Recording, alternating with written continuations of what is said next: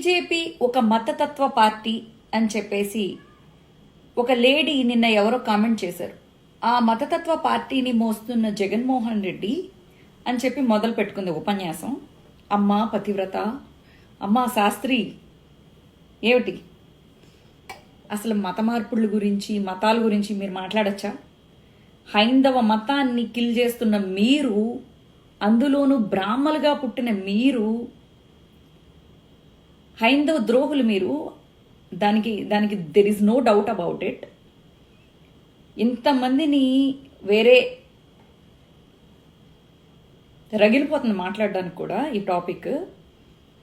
ఇంతమంది హిందూ ప్రజలని వేరే మతంలోకి మార్పిస్తున్న మీరు ఏ తిట్టు తిట్టినా దానికి తక్కువే. అందులో నీ మొగుడికి చాలా పాత్ర ఉంది. ఏంటి అలాంటి ఎదవ నీకు సలహాలు ఇస్తుంటే బీజేపీ మీద పడి ఏడుస్తున్నావు అంటే దీని వెనకాల నువ్వు పనిచేస్తున్నావు. దేనికి?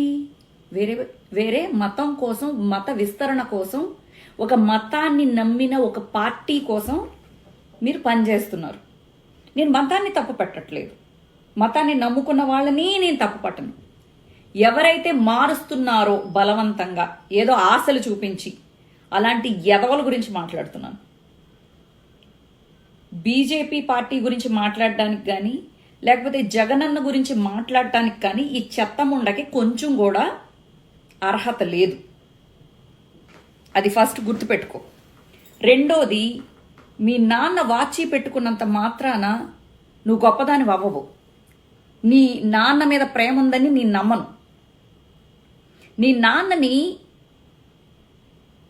నాతో చంద్రబాబు నాయుడు అన్నాడు, నాతో పెట్టుకున్న వాళ్ళందరూ ప్రకృతి వైపరీత్యాలకి గాలిలో కలిసిపోయారు, జగనన్నను కూడా గాలిలో కలిపేస్తా అని చెప్పి బెదిరింపులు, శాపనార్థాలు పెట్టాడు.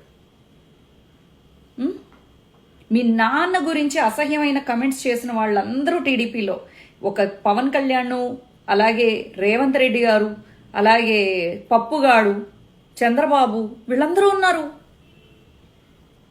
రాజశేఖర్ రెడ్డి గారిని అసహ్యమైన మాటలు మాట్లాడిన వాళ్ళల్లో ఈరోజు ఇంకా రాధాకృష్ణ అయితే, ఏబిఎన్ రాధాకృష్ణ అయితే చెప్పక్కర్లేదు. ఈరోజు ఎంత సమ్మగా తేనేసుకుని నాకుతున్నావు అంటే వాళ్ళ సంకలో, వాళ్ళు చెప్పిన మాట వింటున్నావు అంటే, ఈరోజు కాంగ్రెస్ అనే పార్టీ ఆంధ్రాని విడదీసి ఇన్ని రకాలుగా నష్టాన్ని చేకూరిస్తే, ఈరోజు ఆంధ్రాకి కాంగ్రెస్ పేరు పెట్టుకుని వచ్చి నువ్వేదో రాజకీయం చేద్దామని అనుకుంటున్నావు. విచిత్రం ఏంటంటే జనాలందరికీ అవేర్నెస్ ఉంది, ఆంధ్రాకి అన్యాయం చేసింది కాంగ్రెస్ అని చెప్పి. నీ చెత్త రాజకీయాలు ఎప్పటికప్పుడు నా కౌంటర్స్తో నీకు ఇస్తూనే ఉంటా. మీ నాన్నకి అన్యాయం చేసింది కాంగ్రెస్ చంద్రబాబు కాదు. నీలాంటి చెత్తముండా ఆయన కడుపులో పుట్టినందుకు ఆయన ఇప్పుడు చచ్చిపోదుడు, అప్పుడు చచ్చిపోకపోయినా. అందరికన్నా అన్యాయం చేసిన వాళ్ళు ఎవరైనా ఉన్నారంటే, ఆయన పరుగును తీసిన వాళ్ళు ఎవరైనా ఉన్నారు అంటే వాళ్ళెవ్వరో కాదు, నువ్వే.